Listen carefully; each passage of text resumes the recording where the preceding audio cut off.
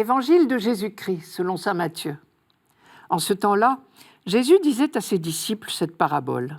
« Le royaume des cieux sera comparable à 10 jeunes filles invitées à des noces, qui prirent leurs lampes pour sortir à la rencontre de l'époux. 5 d'entre elles étaient insouciantes, et 5 étaient prévoyantes. Les insouciantes avaient pris leurs lampes sans emporter d'huile, tandis que les prévoyantes avaient pris avec leurs lampes des flacons d'huile. Comme l'époux tardait, elles s'assoupirent toutes et s'endormirent. Au milieu de la nuit, il y eut un cri. « Voici l'époux, sortez à sa rencontre !» Alors, toutes ces jeunes filles se réveillèrent et se mirent à préparer leurs lampes. Les insouciantes demandèrent aux prévoyantes « Donnez-nous de votre huile, car nos lampes s'éteignent. » Les prévoyantes leur répondirent « Jamais cela ne suffira pour nous et pour vous.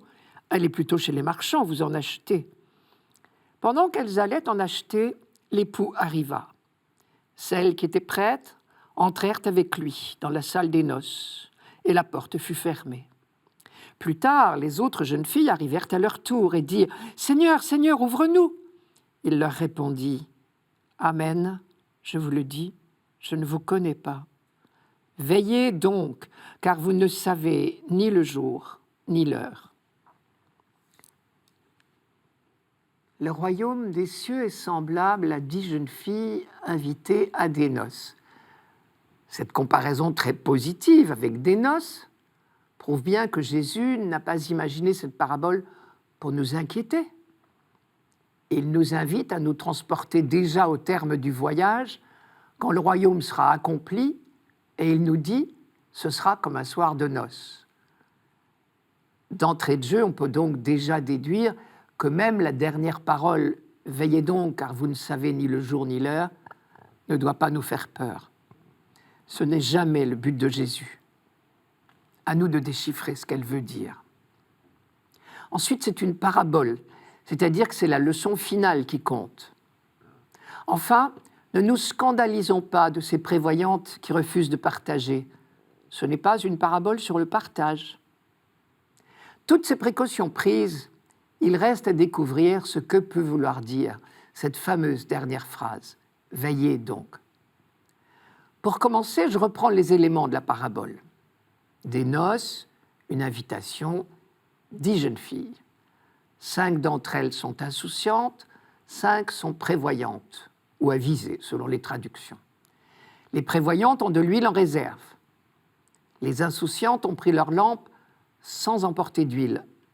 Or, il est vrai qu'une lampe à huile sans huile n'est plus une lampe à huile. L'époux tarde à venir et tout notre petit monde s'endort, les prévoyantes comme les autres.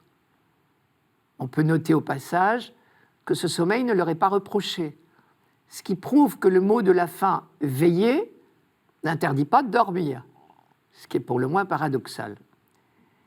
L'époux finit quand même par arriver et l'on connaît la suite. Les prévoyantes entrent dans la salle de noces, les insouciantes se voient fermer la porte. Avec cette phrase, dont on ne sait pas dire si elle est dure ou attristée, « Je ne vous connais pas », leur dit l'époux. Et cette fameuse conclusion, « Veillez donc, car vous ne savez ni le jour ni l'heure ».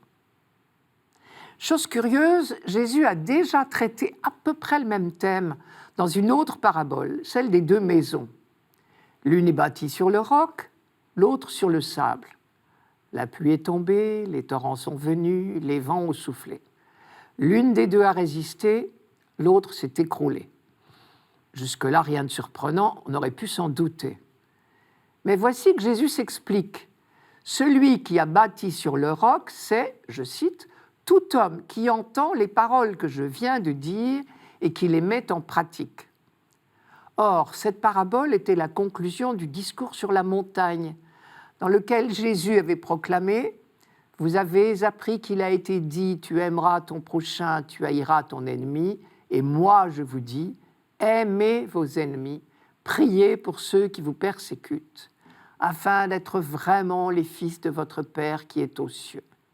Car il va lever son soleil sur les méchants et sur les bons, et tomber la pluie sur les justes et sur les injustes.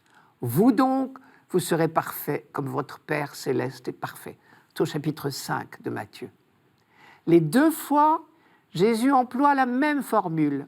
Je ne vous connais pas. Ce n'est pas un verdict sans appel, je pense. C'est un constat triste. Je ne vous connais pas encore. Vous n'êtes pas encore prêts pour le royaume. Vous n'êtes pas prêts pour les noces.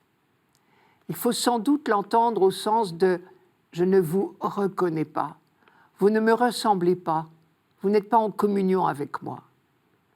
Et ici, dans la parabole des 10 jeunes filles, on peut comprendre « je ne vous connais pas, vous n'êtes pas la lumière du monde, vous êtes appelés à l'être, mais il n'y a pas d'huile dans vos lampes. » Veiller, c'est donc vivre au jour le jour cette ressemblance avec le Père pour laquelle nous sommes faits, c'est aimer comme lui. Chose impossible, sommes-nous tentés de dire. Mais heureusement, cette ressemblance d'amour est cadeau. Comme nous l'ont dit les autres lectures de ce dimanche, il nous suffit de la désirer, de le chercher, comme dit le psaume. Dieu, tu es mon Dieu, je te cherche dès l'aube. D'aller à la rencontre de cette sagesse dont nous parlait la première lecture. Cette sagesse qui se traduit par la bonté, le droit, la justice. Veiller, en fin de compte, c'est être toujours prêt à le recevoir. Cette rencontre de l'époux, elle se fait non pas au bout du temps, à la fin de l'histoire terrestre de chacun, mais à chaque jour du temps. C'est à chaque jour du temps qu'il nous modèle à son image.